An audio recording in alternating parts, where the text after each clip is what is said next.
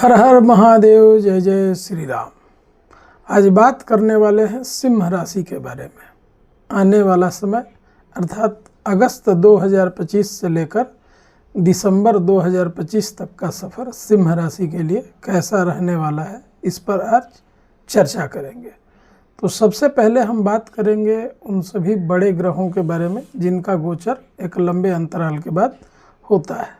सबसे पहले बात करते हैं शनि देव के बारे में। शनि देव सिंह राशि के अष्टम भाव देवगुरु बृहस्पति के राशि मीन में बैठे हुए हैं। इस वक्त शनि देव वक्री हो गए हैं, तो एक बहुत बड़ी राहत की बात है सिंह राशि के लिए। इनके ऊपर जो 29 मार्च 2025 से ढैया चल रही थी, उससे इनको थोड़ा राहत मिल गया, उससे निकल चुके।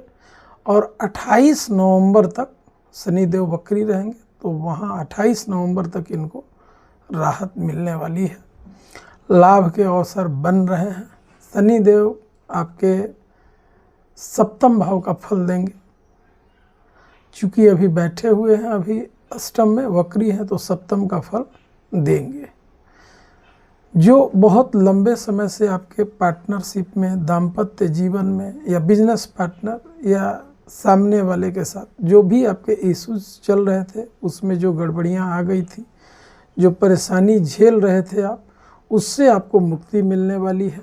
आपके दाम्पत्य जीवन में अगर कोई ऐसा मामला होगा जो बहुत ऊपर तक पहुंच गया होगा, मुकदमेबाजी की स्थिति हो गई होगी, वहाँ भी आपको रिलैक्स मिलने वाले हैं।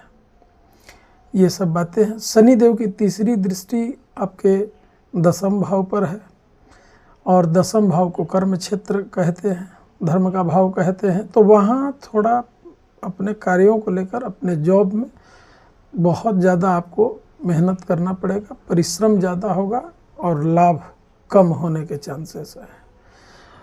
इसमें थोड़ा फिलहाल 28 नवंबर तक आपको एक राहत होगा, थोड़ा उसमें आपको बेनिफिट अवश्य मिलेगा।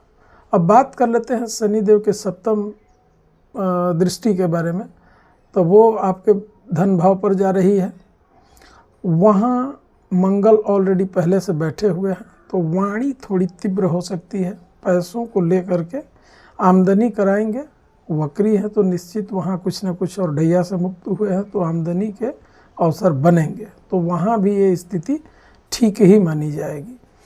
और 10वीं दृष्टि की बात की जाए तो आपके पंचम भाव पर पड़ रही है। तो पंचम भाव को संतान का भाव भी कहा जाता है।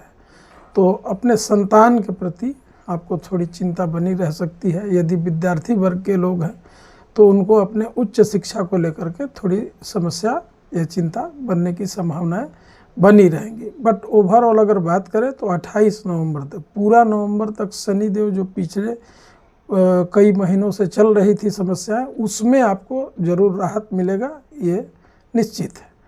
अब बात कर लेते हैं अगले ग्रह देवगुरु बृहस्पति के बारे में। तो देवगुरु बृहस्पति अभी आपके लाभ भाव में बैठे हुए हैं, आमदनी के भाव में बैठे हुए हैं। गुरु आपके पंचम त्रिकोण के स्वामी हैं यहाँ, और अष्टम भाव के स्वामी हैं। तो यहाँ आप लाभ आपको मिलेगा। देवगुरु बृहस्पति यहाँ आपके लिए शुभ है, लाभ के अनेक अवसर आपके लिए लेकर के आएंगे। थोड़ी सी उसमें ऑब्स्टेकल अभी आपको मिल रही होगी, क्योंकि शुक्र भी देवगुरु बृहस्पति के साथ बैठे हैं। फिर भी अपने कर्मों से लाभ आपको होगा, क्योंकि शुक्र भी आपके दसम भाव के स्वामी हैं, तो और पराक्रम के भी स्वामी हैं। तो यहाँ ज़्यादा कोई दिक्कत नहीं होने वाला है। यहाँ आपके लिए देवगुरु बृहस्पति और शुक्र दोनों ही अच्छे हैं, उनकी प्लेसमेंट ठीक है। तो लाभ के दृष्टिकोण से देखा जाए तो बहुत अच्छा है। विद्यार्थियों के लिए भी बहुत अच्छा ही है। थोड़ा सा एक कन्फ्यूजन रहेगा, और ये कन्फ्यूजन एक लंबे अंतराल से चला आ रहा था, उसमें रिलैक्स आपको मिलेगा। वो अगस्त के शुरुआत से ही आप बहुत रिलैक्स फील करोगे। जो भी कन्फ्यूजन्स आपके होंगे वो वहाँ से दूर हो जाएंगे। देवगुरु बृहस्पति एकादश भाव में बैठ करके अपने ही राशि पंचम को देख रहे हैं, तो हर तरह से ये लाभदायक है, इसमें कोई संदेह नहीं है। हर प्रकार से उनका लाभ आपको मिलने वाला है। और यह स्थिति 18 अक्टूबर तक बनी रहेगी, क्योंकि 18 अक्टूबर तक गुरु उसी राशि में रहेंगे। 18 अक्टूबर के बाद उनका ट्रांजिट हो जाएगा, आपके 12वें भाव में चले जाएंगे। तो वहाँ से जब 12वें भाव में जाएंगे तो 18 अक्टूबर के बाद आपकी धार्मिक यात्राएं हो सकती हैं, किसी शिवालय में कोई लंबी टूर हो सकती है, विदेश जा सकते हैं। इस तरह की अवसर आपको देवगुरु बृहस्पति दिलवाएंगे। तो वहाँ आपको एक सलाह दी जाती है कि यदि 18 अक्टूबर के बाद यदि आपका कोई कार्यक्रम हो तो धार्मिक यात्रा हो, वहाँ आपको अच्छे रिजल्ट्स देवगुरु बृहस्पति देंगे। अब बात करते हैं राहु की।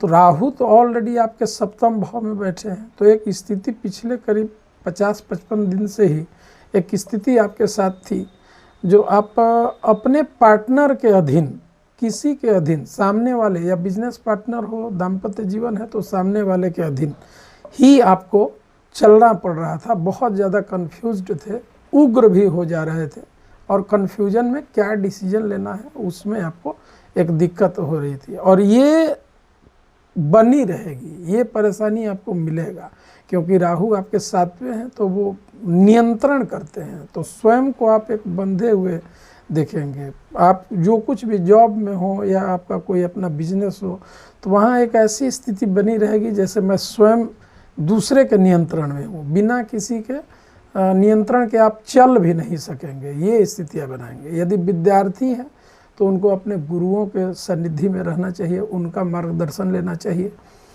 या अपने माता पिता, गार्जियन, जो भी आपके अभिभावक हैं, उनसे राय मशवरा लेकर ही कोई कार्य करें। तो ये आपके लिए बहुत अच्छा रिजल्ट देंगे राहु वहाँ बैठे हुए।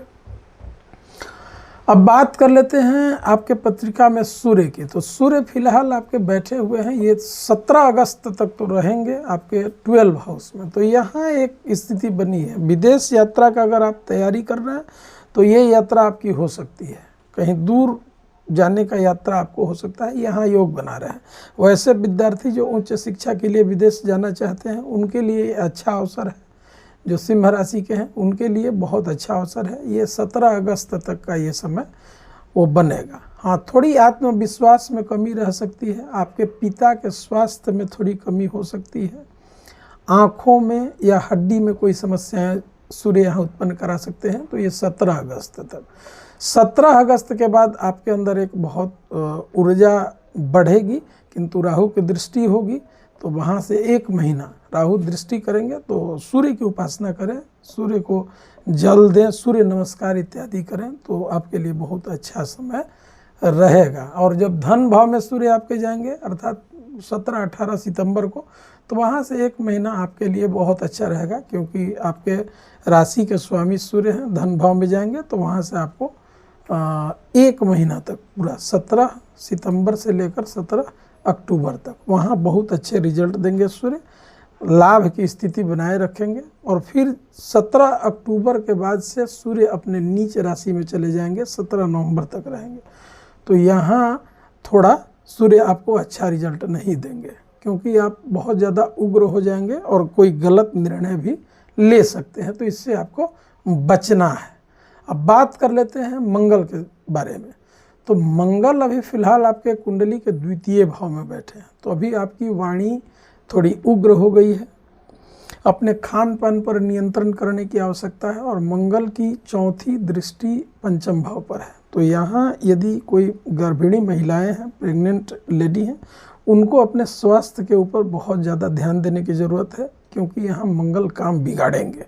तो इस चीज़ का ख्याल होना चाहिए। दूसरा ये कि अभी वाहन चलाने में थोड़ी सावधानी आपको बरतनी चाहिए, क्योंकि 7वीं दृष्टि शनि ऑलरेडी बैठे हैं आपके 8म भाव में और वहाँ दे रहे हैं। तो वहाँ यहाँ मंगल थोड़े से ऑब्जेक्शन करेंगे। तो वाहन वगैरह इत्यादि चलाते हैं तो बड़ी सावधानी के साथ चलाना है, बहुत ज़्यादा उग्र नहीं बनना है, इस चीज़ को ध्यान रखना है। दोबारा जब मंगल की एंट्री हो जाएगी 14 सितंबर को, तो 14 सितंबर से 27 अक्टूबर, यानी हमने वो समय कालखंड बताया था, तो प्रमुखतः 27 अक्टूबर तक रहेंगे। तो और आपके सूर्य जो है 16 अक्टूबर को जा रहे हैं। तो यानी 16 अक्टूबर से 27 अक्टूबर का समय ये बड़ा टफ रहने वाला है। यहाँ कोई भी आपको निर्णय नहीं लेना है।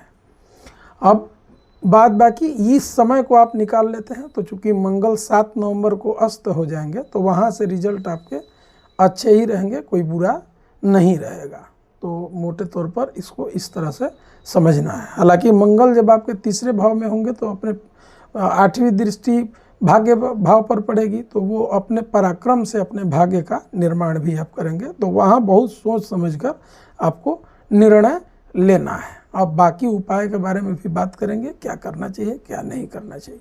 तो अब हम बात करेंगे आगे शुक्र के बारे में। तो शुक्र आपके कुंडली में चूँकि 21 अगस्त से 17 सितंबर तक आपके द्वादश भाव में रहेंगे। तो द्वादश भाव को तो मोक्ष का, व्यय का, खर्चे का, लग्जरी का भाव उसको मानते हैं, खर्चे का भाव।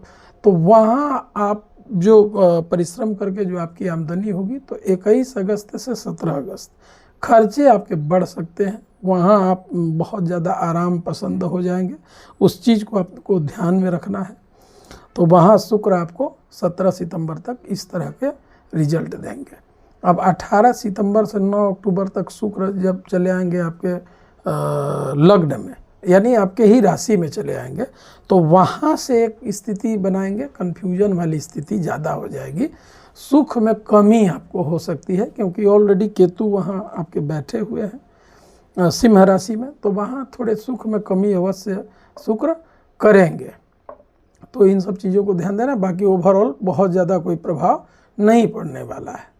हाँ, शुक्र जब आपके 9 अक्टूबर के बाद 2 नवंबर तक, तो वो हमने कालखंड आपको बताया ही है कि 16 अक्टूबर से 27 अक्टूबर तक थोड़ा सावधान रहना है। तो शुक्र भी उसी बीच 9 अक्टूबर को आपके चले जाएंगे कन्या राशि में। तो कन्या राशि में जाएंगे तो शुक्र वहाँ नीच के हो गए, तो शुक्र का भी प्रभाव जो है बहुत अच्छा नहीं होगा। तो वो टाइम आपको थोड़ा सा ध्यान देना है, उसमें बड़ा अनुशासन के साथ आपको रहना है, इस चीज़ को समझना है। बाकी शुक्र जब आपके तीसरे जाएंगे तो उनकी स्व राशि है, अब वहाँ से आप पराक्रम बढ़ जाएंगे, यानी 2 नवंबर से लेकर पूरा ओवरऑल पूरा दिसंबर ठीक ही रहेगा, क्योंकि शुक्र आपके पराक्रम के भी स्वामी हैं और कर्म के। तो पराक्रम से अपने कर्मों को करेंगे और वहाँ से आपको लाभ होना सुनिश्चित कर पाएंगे। तो ये कुछ बातें रहीं। और अब हम बात कर लेते हैं कुछ प्रमुख बिंदुओं पर जहां आपको थोड़ी सावधान रहने की आवश्यकता है। तो एक तो पहले ये समझ लीजिए 13 सितंबर से अपने के बाद से अपने वाणी पर बहुत नियंत्रण रखना है। वैसी महिलाएं जो गर्भिणी हैं उनको थोड़ा अपने स्वास्थ्य के ऊपर ध्यान देना है। अनावश्यक यात्रा करने से बचना चाहिए ऐसे लोगों को। और दूसरा 17 अक्टूबर से 2 नवंबर ये जो टाइमिंग है इसमें कोई बड़ा निर्णय आपको नहीं लेना है, बस बाकी सब मंगल ही होगा। और अब कुछ बात कर लेते हैं उपाय के बारे में। तो प्रतिदिन सिंह राशि वाले जातकों को ओम घृणी सूर्याय नमः का जप करते हुए 7 बार सूर्य को अर्घ्य देना है। उसमें एक लाल पुष्प डाल सकते हैं और उनको 7 बार जल दे दें। दूसरा ये है कि रविवार के दिन यदि नमक का त्याग कर दे तो इनके लिए अत्यंत शुभ होता है। घर में केसरिया गणेश जी रखें, प्रतिदिन उनको दुर्वा चढ़ाएं, केसरिया चंदन अर्पित करें। और शनिवार को एक काम आपको करना है, वो लगातार ही करना चाहिए। शनिवार को हनुमान मंदिर और शिव मंदिर अवश्य आपको जाना चाहिए और उनकी आराधना करनी चाहिए। हनुमान चालीसा का पाठ करें, सब कुछ मंगल ही होगा। यदि हमारी वीडियो आपको बहुत पसंद आई होगी तो आप हमारे चैनल को सब्सक्राइब करें, वीडियो को लाइक करें। हर हर महादेव, धन्यवाद।